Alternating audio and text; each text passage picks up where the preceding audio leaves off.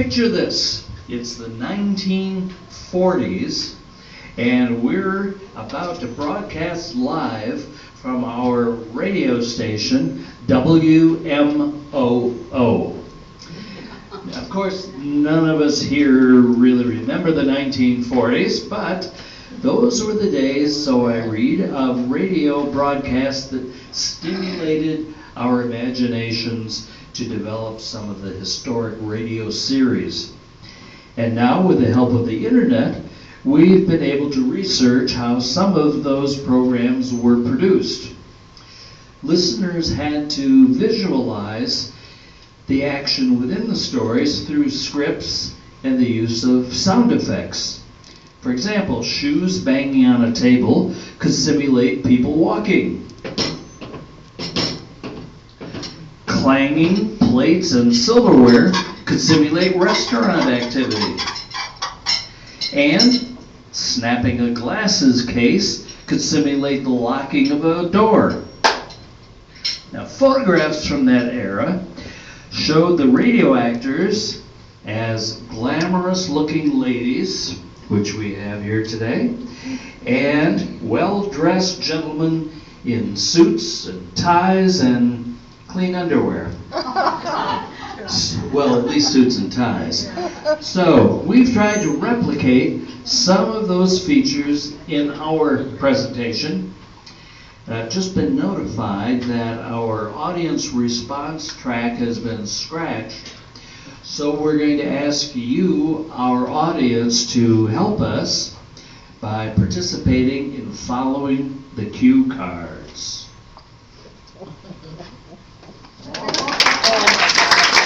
Good. And whenever you hear the station's call letters, W-M-O-O, everyone should moo like a cow. Moo. Great. So, let's get started. We are on the air in 5, 4, 3, 2, 1.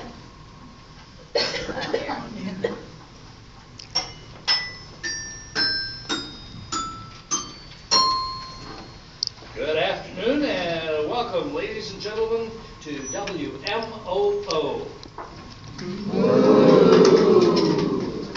Welcome to another production by the Regent Drama Club. And now for our Spot and Spy on a Celebrity program, where we eavesdrop on an unsuspecting celebrity.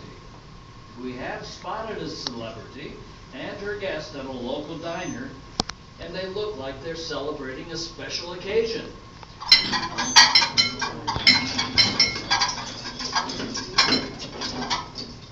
Slurp, slurp. The soup tastes better today than it ever did.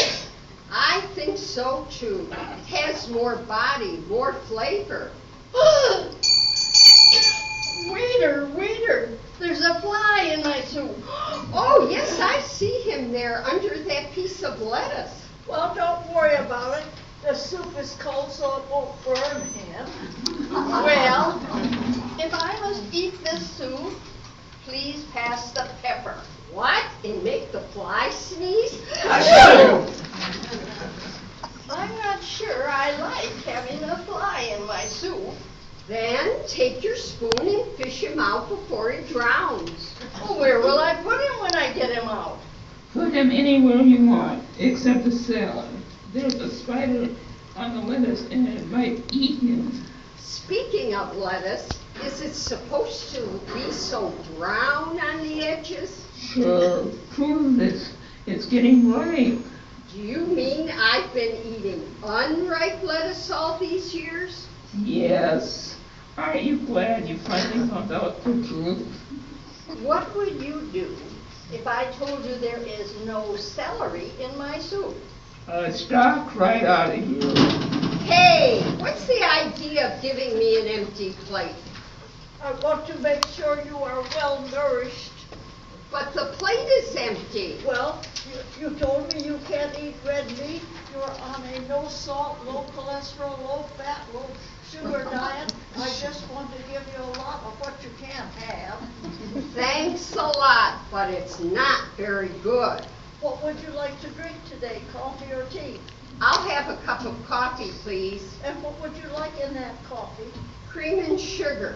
Very good choice, except we're all out of coffee. You'll have to settle for a cup of tea. Then why didn't you tell me that in the first place? We like to give our guests a choice. Cook, tell me where I can find the Italian dressing. I thought we were in the dressing room. How do you expect me to eat this food? My meat is smoking. Then you'll have to move to the no smoking section.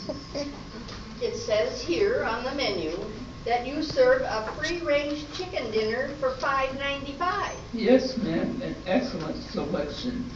Well, if the range chicken is free, how much is the rest of the dinner?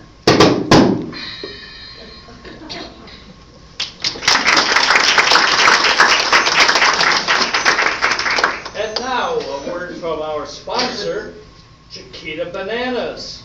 I'm Chiquita Banana, and I've come to say bananas have to ripen in a certain way. When they are flecked with brown and have a golden hue, bananas taste the best and are the best for you. You can put them in a salad, you can put them in a pie, any way you want to eat them. It's impossible to beat them. But bananas like the climate of the very tropical equator, so you never put bananas in the refrigerator.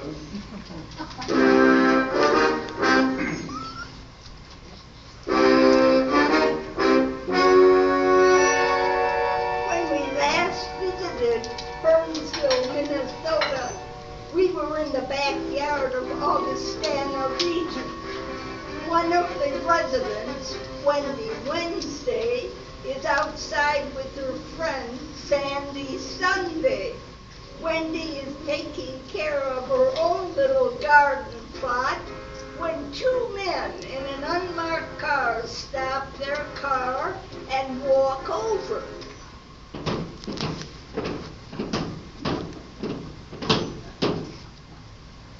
This is the city. My partner and I are working the day shift out of the SCU, Suspicious Circumstances Unit. The time is 8:47 a.m. Hello, ma'am. Hello, ma'am. My name is Sergeant Mel Monday, and this is my partner, Thomas Tuesday. Morning, ma'am. Morning, ma'am. Morning, ma'am. I'm Wendy Wednesday. Morning, Sergeant Monday. I'm Sandy Sunday. How may we help? There's been a rash of robberies in this nice neighborhood. Have you seen any suspicious suspects skulking around? Mostly shakedown and shenanigans. Yes, total tomfoolery. Goodness, any guesses? We suspect a tramp and a trifler. About these robberies, have houses been targeted? 2 brazen break-ins. Whoop, whoop, whoop. Twice at twilight. How dramatic and troublesome. Sandy, have you seen something? No, I have optic infection. I'm virtually visionless. And you, ma'am, have you witnessed any wiseacres intruding on innocent individuals? Well, a moment ago, I was reading the wisteria. A handsome hunk hunkered toward me. I always read on Wednesdays, especially windy ones. That's my name, you know, Wendy Wednesdays. Just the facts, ma'am. Just the facts. Okay, it was a miserable, muggy morning. The air hung heavy, and I came out to breathe better. Then this handsome hunk meandered my way. Can you describe him? Yes, he had a flat face and a big black bowler on his hairy head. Yes, go on. Said he was the meter man. Okay, a meter man. The perfect ploy. And then what happened? I asked, but he carried no credentials and produced no proof. So did you send him sailing? No, I let him linger. Then I let him in the anteroom. Ooh, Wendy, you silly simpleton, that rapper could rip off our residence. Oh, I'm not dumb. I've heard about the heinous heists. But you allowed him access anyway? That's awful. Did you watch which way he went? Well, since I suspected he was a rascal running a racket, I figured you folks would try to find the foul fella. So I dumped my digger on the doorstep, my clippers in my catch-all, and my trimmer on the trellis. Just the facts, ma'am. Okay, I let him in and pointed him down the stairs. Then I locked the louse in the laundry. The louse is in the laundry? Yes, I locked the latch. You left him lingering locked in the laundry? I sure did. I was going to call the cops after I weeded my wisteria. Wendy, honey, you're a hero. The time is 9:02 a.m. I'll take that key now and handcuff the hooligan. On July 12th in District Court, the resident's rifler was sentenced to 6 months in the city slammer. Wendy Wednesday was given a mention of merit for making dandy decisions.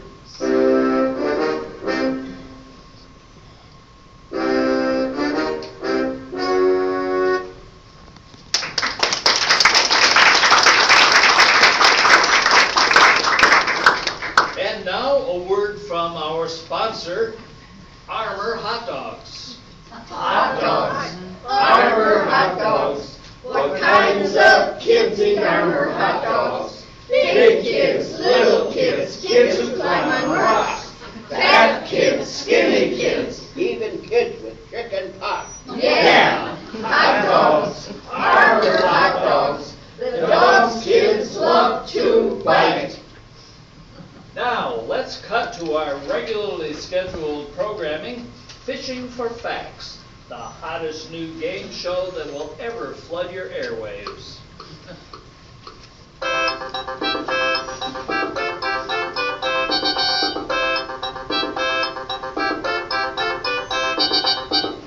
Greetings, ladies and gentlemen. This is your slick and handsome host, Garrett Grand, welcoming you to Fishing for Facts. Greetings, contestants. Greetings, Garrett. I'd like to welcome Mr. Austin Houston back with us.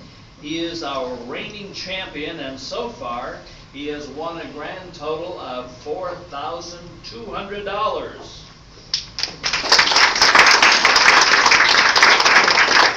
Hey, Austin, partner, are you ready to take on your two new challengers? You bet your boots I'm ready, Garrett. Round them up and bring them in.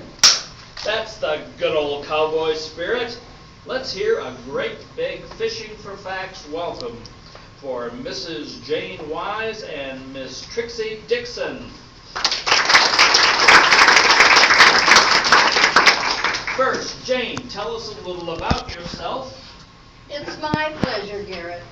My parents are missionaries, and I was born in the Cantonese section of China.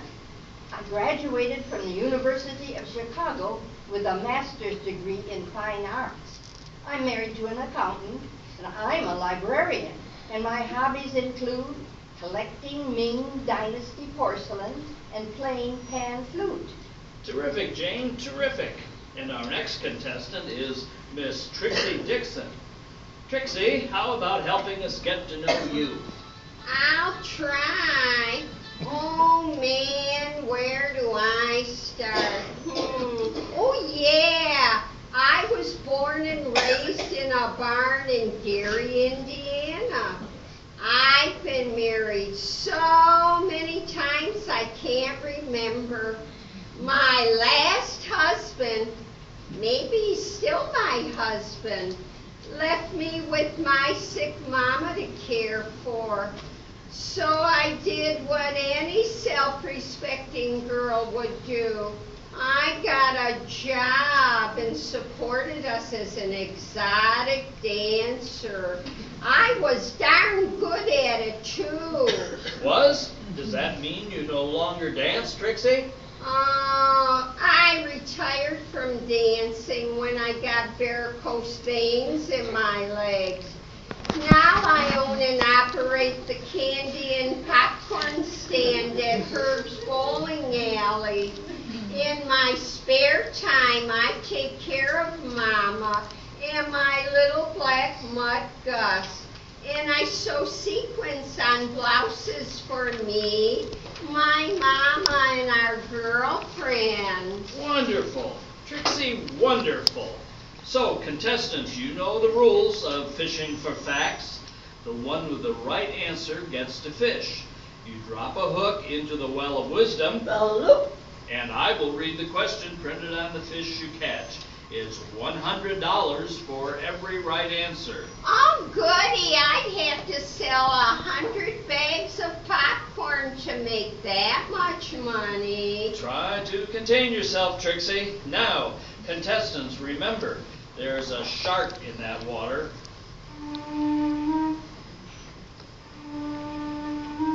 And whoever pulls him out gets to claim any other contestant's winnings.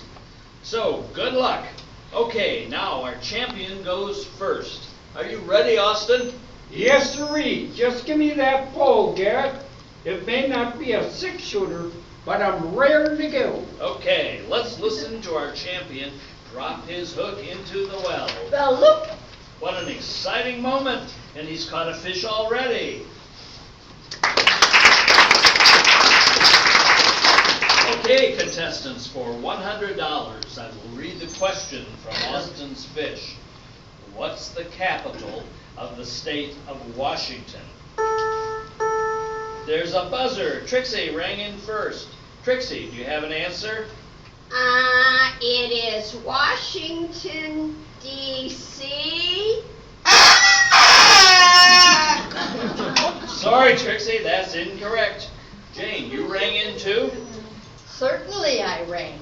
Anybody knows the capital of the state of Washington is Olympia. Oh, sure, like these questions are easy or something. Okay, Jane, you're on the board with $100. And it's your turn to fish. There she goes, tossing in her hook. And she's caught one. The question on Jane's fish is, after the siege in 1836, the Mexicans captured a mission in what U.S. city? I've got it. It's San Antonio, Texas. It was the Alamo. Right you are, Austin, bringing your total to $4,300. Good going. Now Austin fishes again. He catches one, and the question on this fish is, what English poet wrote in 1667 about Satan's rebellion against God? These questions are so easy. It was John Milton, and the poem was Paradise Lost. Right you are, literary lady, for another $100. Smart Alec. Thinks she's so smart just because she knew two answers. That's $200 for Jane, and she gets to fish again. Well, Okay, she caught one, and her question is, name the highly developed civilization that existed in Central America when the New World was explored by Europeans. I'll guess I'll take a stab in the dark, may I? Did you say Maya, Trixie? I guess so. Unbelievable, Trixie. The Maya civilization is right. $100. Oh, yippee, Maya fish now? You certainly Maya.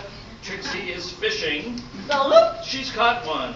And the question on her fish is, what branch of the government is responsible for preventing counterfeiting of U.S. currency, as well as protecting the president? Is it the Marines? I'm afraid not, Trixie. Jane, you rang in with a close second. Of course I did. Everyone knows it's the Secret Service.